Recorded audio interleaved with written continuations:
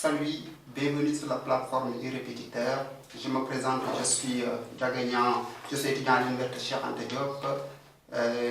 J'ai la maîtrise en littérature française. Je vais vous entretenir un peu de ce mouvement qui a joué un rôle déterminant au cours du XXe siècle et au-delà du XXe siècle, c'est le surréalisme. Donc, pour le besoin de ce cours, nous allons procéder ainsi.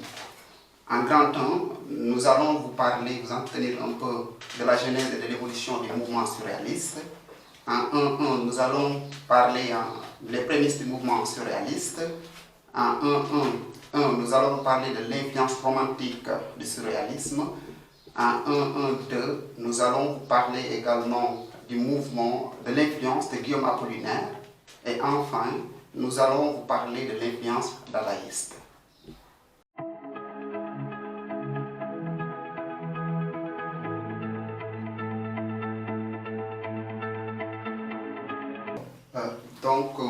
Nous allons, avant de traiter du premier partie qui est intitulé les prémices du mouvement surréaliste, nous aimerions faire un petit rappel.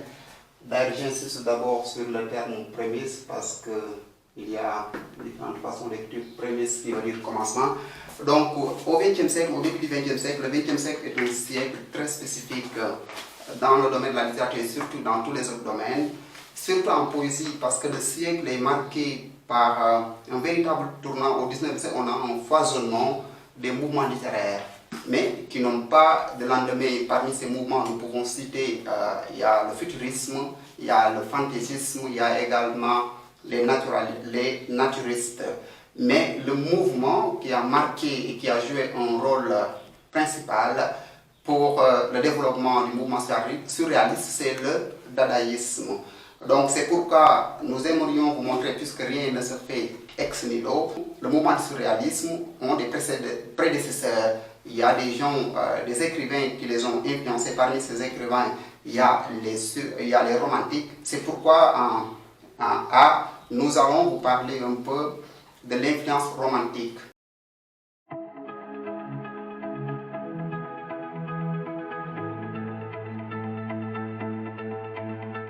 Pourquoi parle-t-on de l'influence romantique? Parce que le surréalisme, rappelons-le, vous savez, c'est un mouvement qui regroupait en son sein plusieurs écrivains et des artistes. Donc le mouvement était scindé en deux. On a d'une part les artistes, d'autre part les écrivains. Donc les romantiques, parce que le mouvement surréaliste est avant tout un mouvement lyrique. Ensuite, pourquoi romantique? Romantique parce que les surréalistes, comme l'avait fait leur prédécesseur, en l'occurrence les romantiques, ils ont marqué une rupture.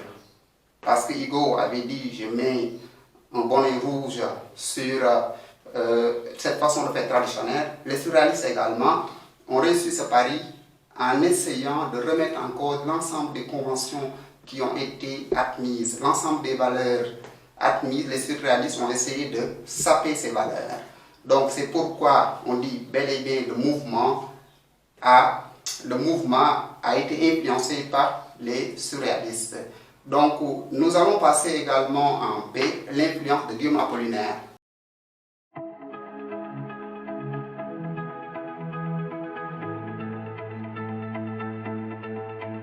Après vous avoir parlé de l'influence romantique, nous allons vous entretenir un peu de l'influence fondamentale de Guillaume Apollinaire. Parce que n'oublions pas que c'est Guillaume Apollinaire qui a son nom, Guillaume Apollinaire.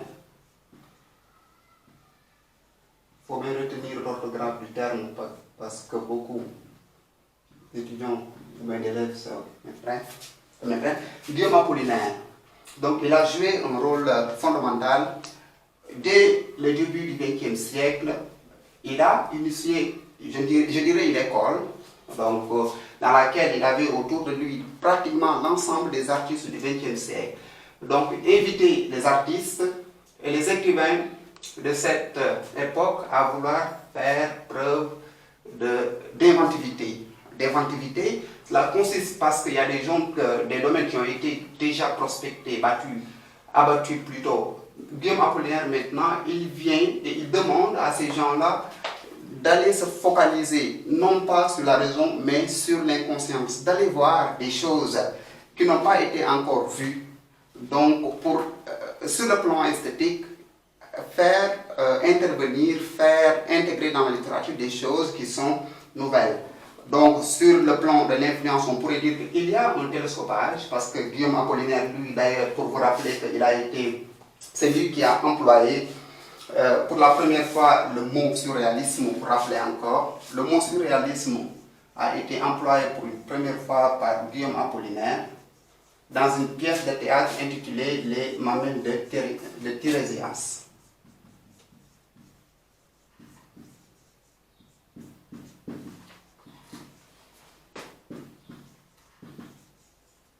Dans les Mamelles de Tirésias, donc même Apollinaire, il invite les artistes à faire preuve d'inventivité, à changer un peu, à innover dans le domaine des arts, en particulier dans le domaine de la littérature.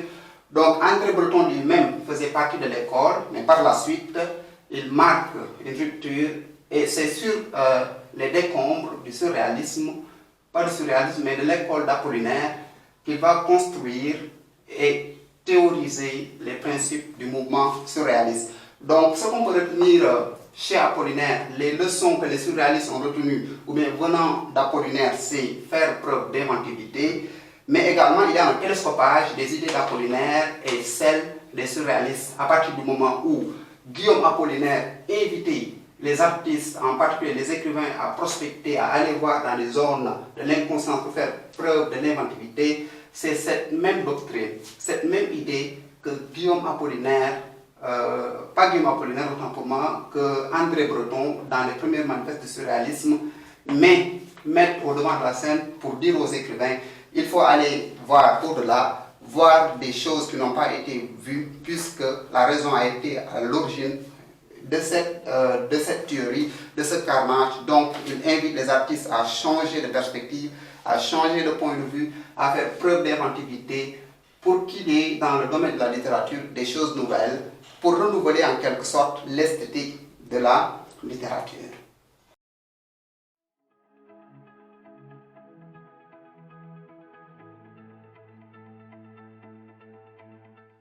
Voilà, après vous avoir un peu parlé de l'influence de Guillaume Apollinaire sur le mouvement surréaliste, nous allons vous entretenir sur l'influence dadaïste qui est l'influence la plus cruciale, la plus fondamentale à partir du moment où ce mouvement est né.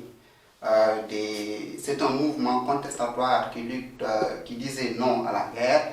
Il a été initié par un jeune roumain d'expression française que l'on appelle Tristan Tzara en 1916.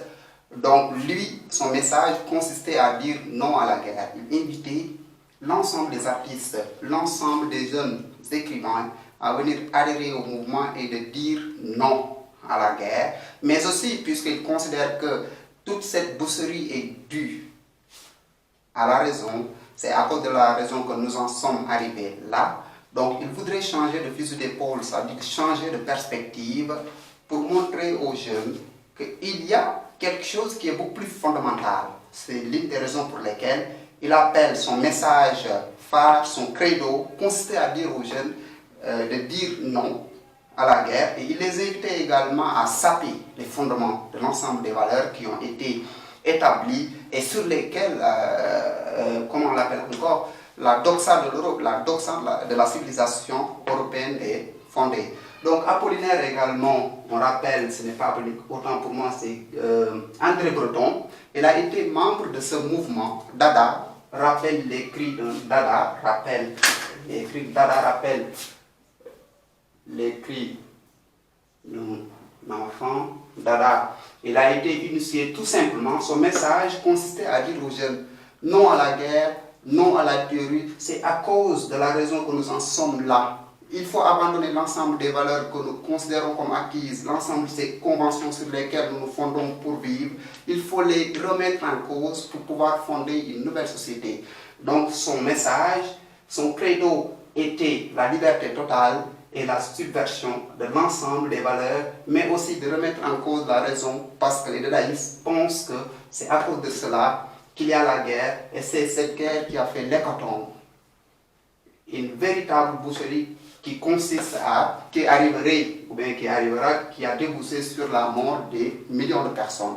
Donc, mais Apollinaire, André Breton, autant pour moi, il intègre ce mouvement par la suite parce que, comme il l'avait fait avec chez Guillaume Apollinaire, il vient chez Tristan Tzara, j'écris l'autographe, c'est Tristan Tzara. Tristan Tzara créa le mouvement en 1916. C'est un Roumain d'expression française.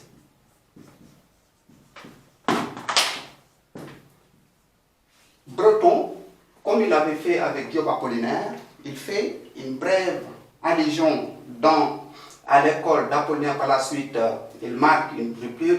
Il fera la même chose chez les dadaïstes. Il adhère au mouvement. Par la suite, il marque une rupture et c'est sûr, après avoir retenu le message libertaire et subversion et liberté totale, Guillaume Apollinaire, autant pour moi, André Breton va fonder le mouvement surréaliste qui est également un mouvement contestataire qui lutte contre les dérives de la raison, qui lutte également contre les conventions qui ont été établies, qui établit autant pour moi, qui lutte également contre les contraintes dans le domaine de la littérature. Donc, ils abandonnent la raison, ils vont prospecter, ils vont découvrir d'autres zones qui n'ont pas été encore, comment on l'appelle encore, prospectées pour faire la répétition. Donc, ce qu'il faut retenir ici, c'est que c'est le mouvement Dada qui a été le mouvement le plus près du surréalisme. Après la dislocation de ce mouvement, André Breton fonde le mouvement surréaliste.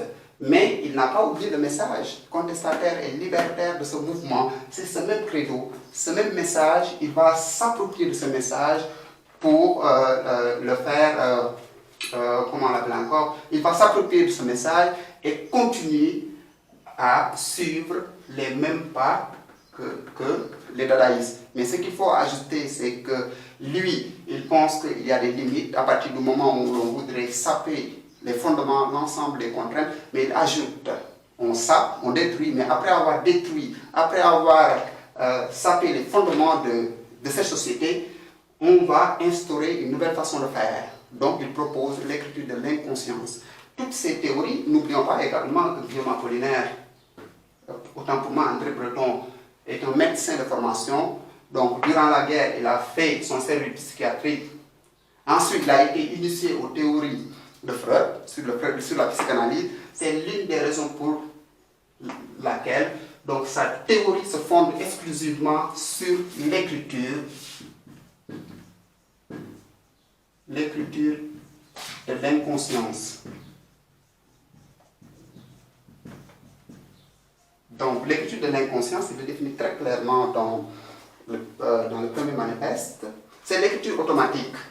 Donc éviter aux écrivains d'écrire sans tenir compte des contraintes formelles, sans tenir compte de ce que la raison pourrait dicter. Donc c'est une écriture en quelque sorte subversive à partir du moment où il n'y a aucune logique. C'est l'inconscience qui dicte les phrases. Donc, pour résumer un peu, on peut dire que du mouvement dadaïste, Guillaume Apollinaire a été membre, comme il l'avait été à l'école, autant pour moi. Pour résumer un peu, André Breton a été membre du mouvement dadaïste avant de fonder son propre mouvement. Mais il n'a pas fait tabla rasa, ça veut dire qu'il n'a pas rejeté d'un revers de main toutes les théories qui ont été développées par ses prédécesseurs, en l'occurrence les dadaïstes et Guillaume Apollinaire. Donc, il ajoute, parce que l'ensemble de ces théories, c'est la contestation, le refus de la guerre, comment on appelle encore, la destruction de l'ensemble des théories qui ont été admises, des conventions en Europe, la doxa. Donc, il part, il détruit d'abord, ensuite, après avoir détruit, il fonde maintenant une nouvelle façon de faire, il introduit une nouvelle façon de faire. Toute sa esthétique se fonde sur l'écriture de l'inconscient, qui consiste à écrire sans tenir compte des lois de la raison, sans tenir compte des canons classiques c'est une écriture libre. L'écriture, le fil conducteur n'est pas dirigé par la raison, mais plutôt par l'inconscience. Donc, d'ailleurs, dans cette façon d'écriture, très certainement, il y a une subversion. Donc, subversion de la société, mais subversion aussi dans le domaine de la littérature à partir du moment où ce n'est plus des contraintes, il fait fi des contraintes, il relègue au second plan la raison et remplace la raison par l'inconscience. Donc, c'est l'inconscience qui est le socle sur lequel se fonde le mouvement surréaliste.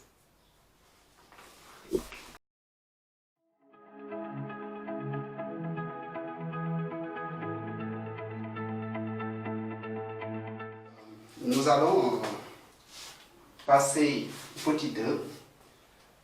Il est intitulé comme suit les différentes étapes du mouvement surréaliste. Donc, André Breton, après avoir intégré l'école de Guillaume Apollinaire et le mouvement dadaïste suivi des ruptures brutales, il juge nécessaire de fonder son propre mouvement. C'est à partir de là, maintenant qu'il se dit, il va théoriser, mettre au devant de ces scènes, de la scène autant pour nous, ces théories. Pour ce faire, il publie de façon, comment on l'appelle encore, espacée, trois manifestes. Donc le premier manifeste est publié en 1924, ce qu'on appelle le manifeste surréaliste. Dans ce manifeste, puisque le mouvement a été assez balbutiement à ses débuts, André Breton avait jugé nécessaire de développer, de montrer, de poser les fondements du mouvement et de montrer quels sont les principes de ce mouvement. C'est dans ce manifeste qu'il a donné une définition du surréalisme, mais aussi c'est dans ce manifeste qu'il démontre et qu'il montre de façon claire, précise et nette qu'est-ce que c'est l'écriture automatique. Ouais, c'est à partir et durant cette période, c'est dans ce premier manifeste qu'il lance, qu'il jette les fondements de ce mouvement. Mais il faut retenir également à travers ce manifeste, André Breton, comme je le dis souvent, il n'a pas oublié des leçons qu'il a, comment on l'appelle encore, qu'il a retenues des autres mouvements, en l'occurrence l'école de Guillaume Apollinaire et ensuite le mouvement dadaïste. Grosso modo, on peut dire que dans le premier manifeste, puisque le mouvement était à ses débuts, il consistait à, comment on l'appelle encore, à jeter les bases du mouvement, à définir le concept, le mot surréalisme, qui a été employé, comment on l'appelle encore, chez Guillaume Apollinaire, mais aussi de mettre en œuvre, de montrer, de citer ou bien de montrer quelles ont été les différentes techniques ou bien les méthodes sur lesquelles se fondent les surréalistes ou bien les méthodes esthétiques du mouvement surréaliste. En définitive, on peut dire que de façon romancée, que le premier manifeste avait pour but de jeter les bases du mouvement, de montrer aux artistes, voilà les principes sine qua non, les conditions sine qua non sans lesquelles on ne saurait faire partie du mouvement surréaliste. Mais aussi, il montre également les méthodes. Il montre également, comment on appelle encore, son esthétique, sur quoi est fondée son esthétique. Puisque c'est quelqu'un qui a dit non à la raison, c'est quelqu'un qui abandonne les façons traditionnelles d'écrire, les canons traditionnels.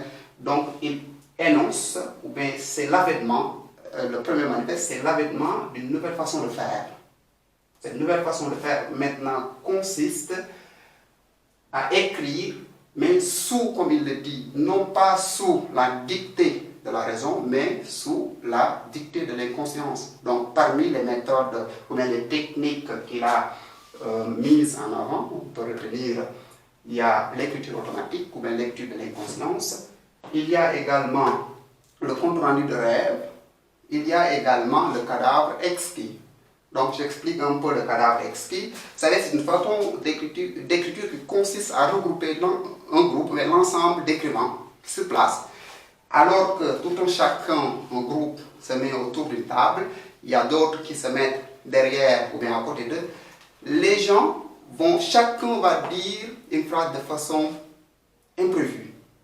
Et que ces gens qui sont derrière notent. Après avoir terminé cette session qui consiste à dire de façon imprévue une phrase comme ça, les autres, après, ils vont rassembler l'ensemble de ces phrases. Donc, très certainement, ils ont remis en cause ce que l'on appelle la logique aristotélicienne qui voudrait qu'il y ait un début, un commencement, un milieu et une fin. Donc, c'est la subversion totale, c'est l'invention d'une nouvelle façon qui va marquer comment on l'appelle encore, les jeunes écrivains du XXe siècle, mais qui va également marquer l'opinion publique à partir du moment où on sert au public quelque chose de nouveau, quelque chose qui n'est pas fondé sur la raison, mais quelque chose qui est fondé sur l'inconscience, quelque chose qui est fondé sur quelque chose d'imprévu. Donc, on peut retenir à partir de là. Donc, c'était le moment qui a permis à André Breton de définir les principes du mouvement, de montrer les différents canons par lesquels il faudrait passer pour écrire, faire l'écriture surréaliste, mais également, c'était le moment également de marquer une rupture catégorique à ces différentes, ces différents courants, à ces différents mouvements qui ont précédé le mouvement surréaliste. Ce qu'il faut retenir, c'est que le message libertaire, ce message de rupture emprunté des dadaïstes, mais aussi de Guillaume Apollinaire, est toujours présent. Et surtout le message, comment on l'appelle encore, emprunté à Guillaume Apollinaire, c'est la prospection des zones qui n'ont pas été encore explorées. Donc c'est l'inconscience. Donc chez Apollinaire, de façon brève, Apollinaire, Guillaume Apollinaire, autant pour moi, André Breton. Chez Guillaume Apollinaire, c'est l'inconscience, il retient l'inconscience. Chez les dadaïstes, il retient le message libertaire et subversif. Donc, on peut dire que le mouvement surréaliste se fonde sur ces trois principes, la liberté, la subversion et l'écriture, après avoir détruit, on fonde quelque chose de nouveau. Et il se fonde sur l'écriture de l'inconscience pour rénover, pour renouveler l'esthétique de la littérature, parce qu'il était arrivé un moment où on était un peu stagné, on n'avançait pas, il y avait un ronronnement, on tournait, on était dans un cercle vicieux. Il vient, il perce, pour parler ainsi, il ouvre une brèche, et cette brèche va marquer tout le XXe siècle, aussi bien sur le plan littéraire que sur le plan historique.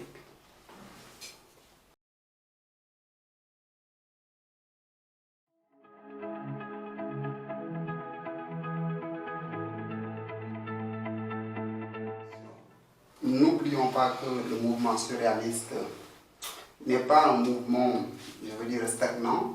Il a connu différentes étapes. C'est à travers le temps. Donc, André Breton, en 1924, après avoir écrit le premier manifeste, en 1930, c'est 6 ans après, il y a l'apparition du second manifeste, dans lequel il peaufine des théories antérieures, vu qu'il y a de nouvelles tendances, et le groupe est déjà constitué, il y a plusieurs artistes. Donc il peaufine ses stratégies, il renforce, il étaye ses arguments. Donc pour montrer à ces gens-là, voilà, quand on voudrait être surréaliste, on est tenu de respecter à la règle l'ensemble à la lettre, autant pour moi, l'ensemble de ces règles. Donc nous allons, parce que c'est à partir de là que ça devient beaucoup plus intéressant, à partir du moment où la France est occupée, la France est envahie, il y a l'invasion allemande, il y a, comment on l'appelle encore, la résistance.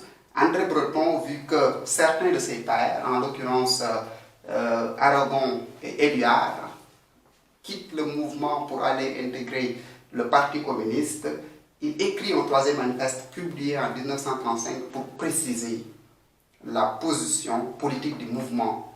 Donc la position politique du mouvement, pourquoi? Parce que n'oublions pas que le XXe siècle est un siècle d'effervescence. Beaucoup de choses se sont passées de façon rapide, de façon, comment on l'appelle encore, galopante. Donc André Breton, il précise, il voudrait montrer aux autres que voilà la position du mouvement vis-à-vis des autres mouvements, entre guillemets, des partis politiques, parce qu'il y avait la résistance, c'était l'époque de la guerre, puisque nous savons que l'écrivain il n'est pas tenu d'être un lâche, il doit participer à la libération. Donc c'est l'une des raisons pour lesquelles il précise, d'ailleurs lui-même il a intégré le Parti communiste, il a fait son adhésion dans le Parti communiste, mais par la suite il marque une rupture parce que ce qui se fait ne le convenait pas. C'est l'une des raisons pour lesquelles André Breton, puisqu'il est un fervent défenseur, il est le pape du surréalisme, il tient à ses principes, il tient à ses convictions, c'est l'une des raisons pour lesquelles il retourne, il rebouche chemin et précise, la position du mouvement. Donc, vu qu'il y avait à la fois la guerre, la résistance, l'invention, c'est un siècle d'effervescence. Donc, il voudrait dire aux gens, n'oubliez pas que la littérature n'avait pas pour but de défendre une quelconque cause, mais d'être quelque chose qui est artistique, qui est exclusivement fondé sur l'esthétique. Voilà, c'est l'une des raisons pour lesquelles il montre à travers ce manifeste la position du mouvement vis-à-vis des autres partis politiques, vu que Guillaume Apollinaire, vu que Aragon et Éluard sont allés être membres du mouvement communiste.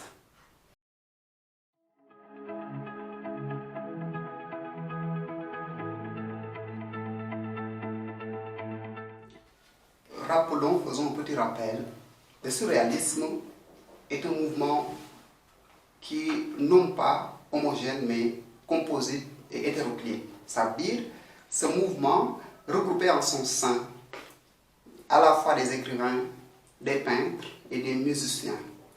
Donc, mais vu qu'à partir de 1935, à partir des années 30, il y a une effervescence, il y a le Parti communiste qui est là, et il y a également la guerre d'Espagne, il y a également la résistance. André Breton, lui, il a fait il a été membre du Parti communiste, mais par la suite, il abandonne le communisme pour se consacrer exclusivement au mouvement surréaliste.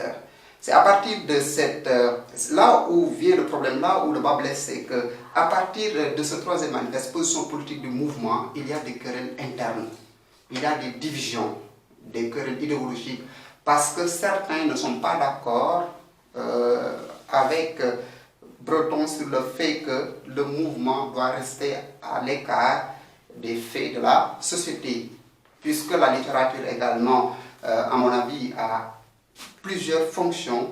Sa fonction pourrait être purement esthétique, mais sociale, ça veut dire qu'elle continue à lutter, à être la voix des non-voix, pour reprendre un peu Aimé Césaire. Donc André Breton, lui, dans ce mouvement, puisque le mouvement n'est pas statique, le mouvement est un peu mouvant pour parler ici, donc on quitte une étape A qui est consacrée à l'esthétique à une étape B qui est exclusivement consacrée à l'engagement. Mais André Breton, lui, vu qu'il est le chef de file du mouvement, il préfère rester fidèle à ses convictions, rester fidèle à ses principes, à ses théories qu'il a défilées, qu'il a montrées durant les différents manifestes. Puisque à partir de 1935, il montre clairement la position politique du mouvement vis-à-vis des autres mouvements, certains de ses pairs, en l'occurrence, comment on l'appelle encore, Louis Aragon et Paul Éluard, quittent le mouvement pour aller vers le parti autant pour moi communiste. Mais Breton, lui, puisqu'il est un fervent défenseur il pense que la littérature doit être exclusivement et entièrement consacrée à l'esthétique. Contrairement aux autres, à ses pairs et ses cofondateurs du mouvement, qui pensent que, comme l'avait dit Lamartine un jour, on doit qui peut chanter pendant que Rome brûle. Vous voyez, Éluard, il dit quelque part que le temps est venu où tous les poètes ont le droit et le devoir de soutenir qu'ils sont profondément enfoncés dans la vie des autres hommes, dans la vie commune. Ça veut dire quoi? Le poète, l'écrivain ne peut pas rester à l'écart des faits sociaux. il doit prendre parti, il doit défendre sa population, il doit défendre le peuple quand le peuple est dans le besoin. Donc c'est l'une des raisons pour lesquelles André Breton, lui, il reste sur sa position initiale, qui consiste à dire que la littérature est exclusivement faite pour être esthétique. On n'a pas besoin de défendre une quelconque cause, tandis que les autres, qui sont en quelque sorte les cofondateurs du mouvement, partent rejoindre d'autres mouvements, en l'occurrence celui du Parti communiste, pour comprendre qu'ils sont certes des poètes, ils sont certes des rêveurs, mais quand il y a besoin, ils doivent venir en aide, apporter leur soutien, apporter leur pierre à l'édifice. Donc c'est l'une des raisons pour lesquelles Breton, lui, est catégorique, il reste sur ses positions et pense que le surréalisme est un mouvement exclusivement consacré à l'esthétique. Bien au contraire, mais contrairement à ses pairs, eux, ils quittent le mouvement pour aller défendre la cause du peuple, pour aller défendre le Parti communiste, pour aller lutter, pour aller inciter aux jeunes, à travers leurs poèmes, de lutter contre l'invasion, de lutter contre l'assaillant, donc, qui avait occupé la France. Donc pour résumer un peu, André Breton, lui, il reste sur sa position initiale, parce que n'oublions pas que c'est lui qui est le chef de file du mouvement. Il pense que le mouvement ne doit pas adhérer, ou bien le surréaliste ne doit pas défendre une quelconque cause. Donc c'est pourquoi il y a une scission, une distorsion dans l'évolution du mouvement. Le mouvement, arrivé à un moment, est scindé en deux parties. La première partie, c'est la première partie à la tête duquel on a André Breton, et le deuxième pôle, qui sont constitués par deux poètes fondamentaux qui ont joué un rôle non négligeable dans l'évolution du mouvement, mais aussi qui ont participé à la libération de la France, en l'occurrence Paul Éluard et Louis Aragon.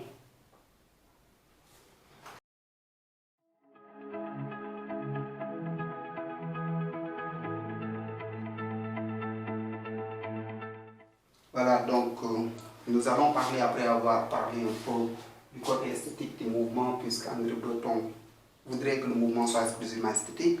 Donc à partir de là, à partir de 1935, à partir de la réticence de Breton d'adhérer aux autres partis ou bien aux autres mouvements, donc il écrit un nouveau manifeste pour montrer ses positions. Donc c'est à partir de là qu'il y a une scission, il y a une division, il y a une scission au sein du mouvement. Donc dès lors, le mouvement est scindé et divisé en deux parties.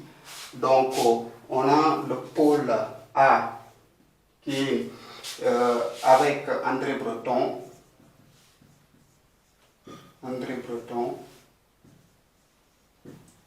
qui soutient que le mouvement ne doit pas défendre une quelconque cause. Et on a le pôle B, constitué par deux écrivains et deux poètes qui ont joué un rôle non négligeable dans le développement du mouvement surréaliste. Donc on a Paul Éluard et Louis Aragon.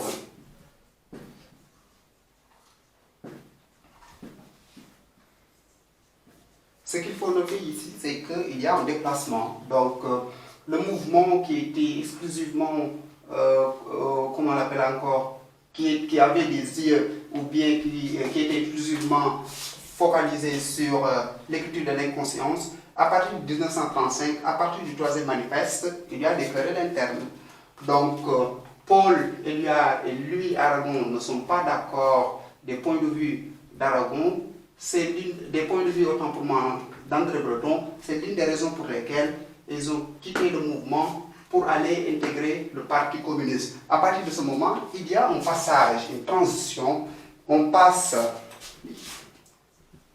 il y a le passage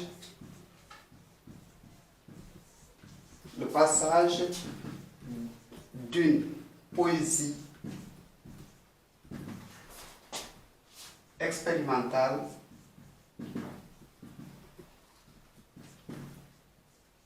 à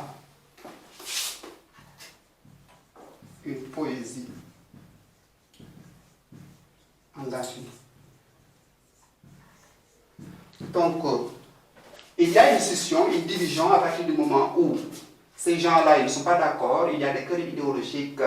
Aragon ainsi que Paul Éluard jettent la langue au chat, ils abandonnent les principes d'André Breton, les théories d'André Breton pour revenir à des choses beaucoup plus terrestres, beaucoup plus intéressantes, puisque le peuple français était sous la domination allemande. Il y avait également beaucoup de choses qui se sont passées sur ces entrefaites. Il y avait également le développement du fascisme.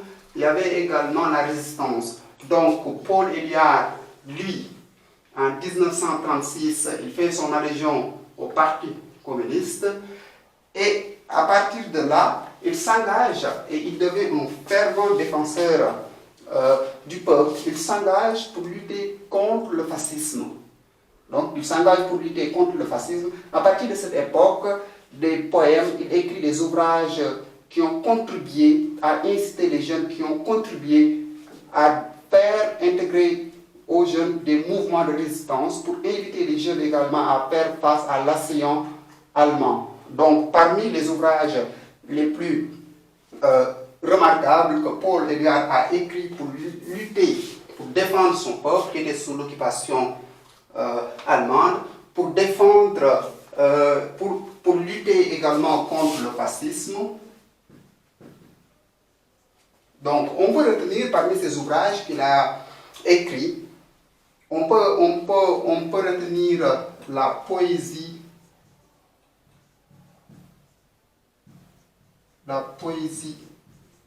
et vérité,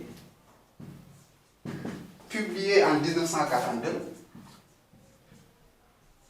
Ensuite, il publie un autre ouvrage d'un titre révélateur intitulé Au rendez-vous allemand.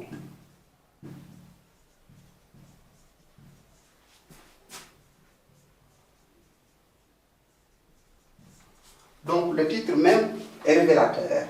Donc on peut retenir que la poésie et vérité au rendez-vous allemand, ce sont des ouvrages qui ont consisté, qui ont joué un rôle non négligeable durant cette période, parce que c'était non seulement pour lutter, pour inciter la jeune à faire face, à lutter contre l'invasion allemande, mais aussi pour lutter contre le fascisme de Mussolini, autant pour moi.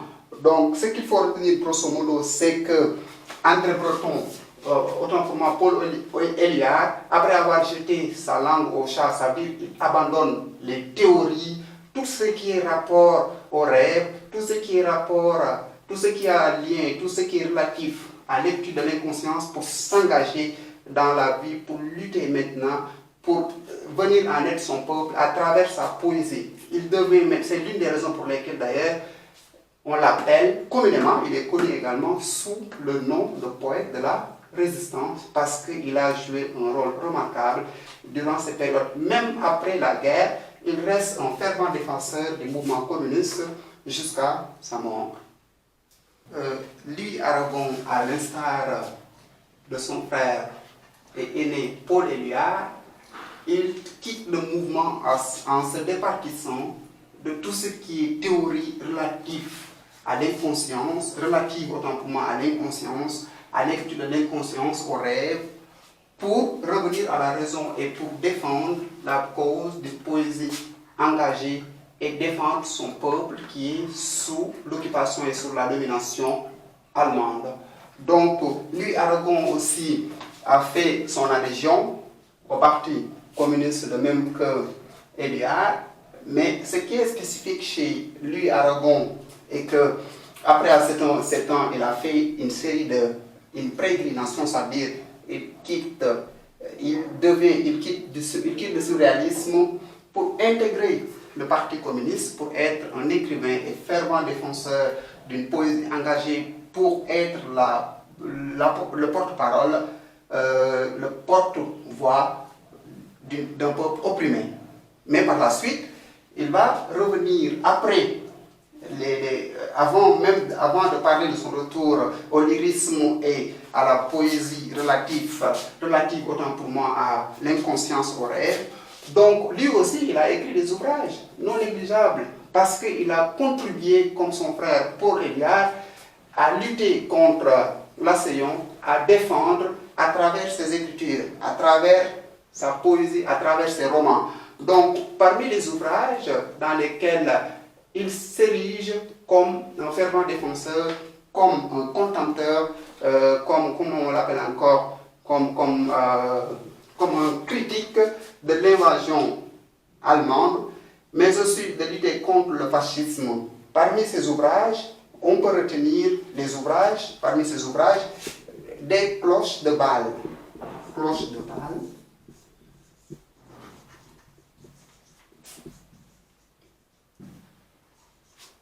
Cloche de Bâle, publié en 1934.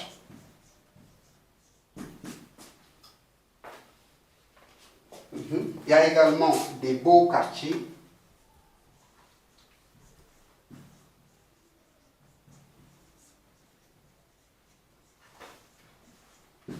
Des beaux quartiers, publié, lui, en 1936.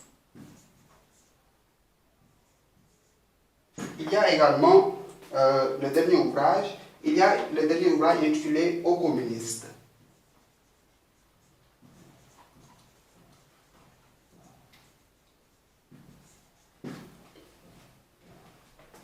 Publié en 1951.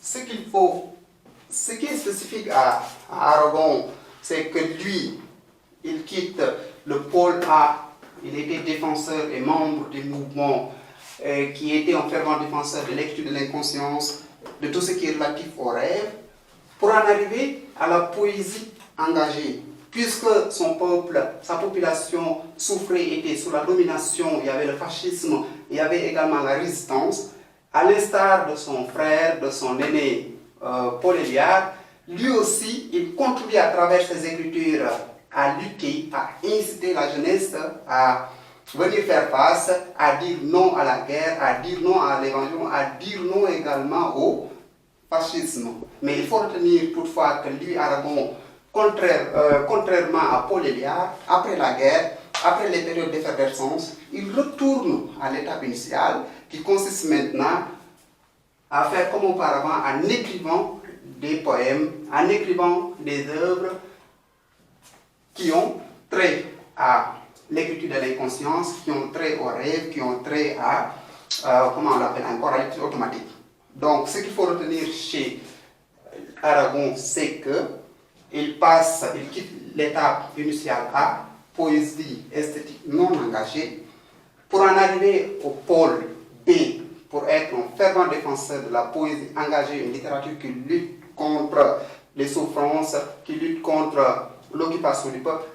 Mais après la période post-guerre, il retourne à l'étape initiale, il redevient à nouveau un poète surréaliste à nouveau, en écrivant des ouvrages à l'intérieur desquels on retrouve des éléments qui renvoient aux théories de Proton, qui renvoient à l'esthétique surréaliste, qui renvoient à l'écriture de l'inconscience.